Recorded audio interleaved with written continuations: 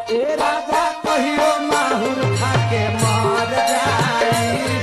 तो का भैया हम फिर आज बात करम एगो वायरल गर्ल के बारे में। सबसे पहले जो शुरू में वीडियो देखनी है ये गर्ल के बारे में बात करम। इनकर नाम बताएं कि कहाँ से बाड़ी क्या बाड़ी, इनकर पूरा एक कहानी बताएं। तो सबसे पहले इनकर वीडियो रोनी जो देखनी है इंस्टाग्राम फेसबुक और यूट्यूब पर इतना वायरल भइल बाड़ी कि मतलब का कहीं ये गाना पर जितना भी वीडियो बनल बा सबसे ज्यादा इनकर वीडियो के रीअपलोड कल गल बा इंस्टाग्राम पर। और ये गाना बाकी कि पी के रोज करे ले डरामा खेसारी लाल यादव गाना बाकी और इनका रील बनाला से गाना फिर से इंस्टाग्राम पर ट्रेंडिंग में आ गई बा। और इनकर नाम बा प्रिया सुहानी और बेगूसराय के रहे वाला बाड़ी और इनकर एज 16 साल बा के और ई दुगोला में डांस करेली। दुगोला में तो 1 साल से कर रहे हैं और अभी तक ही मतलब 5वां क्लास तक पढ़ले बाड़ी। और इनकर रील हम देखनी है तो इतना अच्छा रील बनैले बाड़ी।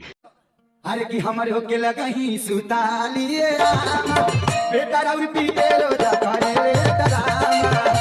कि ना अभी तक इनका एक बदन दिखाई देता ना कुछ भी और अभी भोजपुरी में देखा तानी कि सब लोग मतलब काका कहीं हम बताई वीडियो में कि ढोड़ी सब कचिया उचिया दिखा के लोग फेमस हो जाता है, गंदा गंदा रील बना के पूरा लोग फेमस हो जाता है।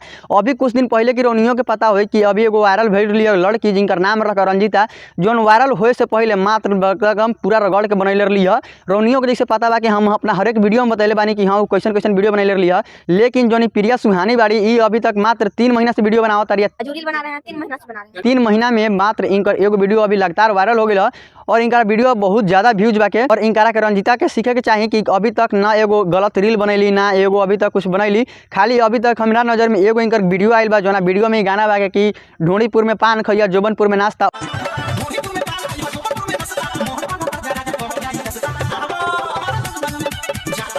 ओकरा अलावा हमरा अभी तक इनका आईडी पर एको गंदा वीडियो ना मिलल है।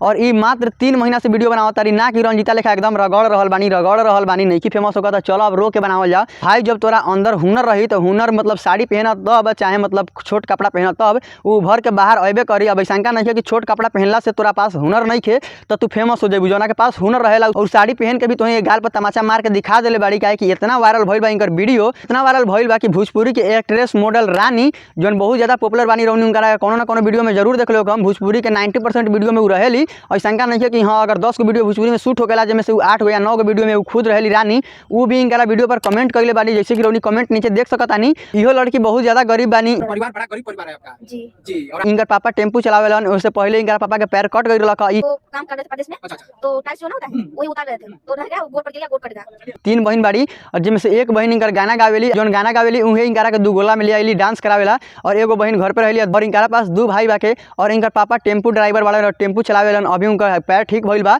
तो टेम्पू चलावत रहन, ये अपना मुंह से कहत रही। तो सबसे पहले वीडियो देख ली रौनी मेरे पिताजी टेम्पू चलाते हैं। और ये लड़की खुद कहत रही अपना मुंह से कि हम अभी तक एको अश्लील रील नहीं बनाइले ना अश्लील रील बनाएम कबो और ना अगर हमरा वीडियो में भी काम मिली तो हम अश्लील रोल करेम। लोग जो छोटा कपड़ा पहनते हैं वो भी छोटा कपड़ा पहन के वीडियो ना बनाए और साड़ी में अपना इज्जत को ढक के रील बनाए। और ये कहत रही कि हमरा वीडियो में भी काम मिली तो हम छोटा छोटा कपड़ा ना पहने, हम साड़ी पहन के ही वीडियो बनाएम। तो चलो भाई इतना भोजपुरी में तो आवत आके केहू अश्लील वीडियो बनावे से डरत आके। अब रौनी बताएं कि हम सही बोलता नहीं गलत बोलता नहीं, कमेंट करके जरूर बताएं। गाली दी चाहे अच्छा बताएं लेकिन कमेंट करके जरूर बताएं।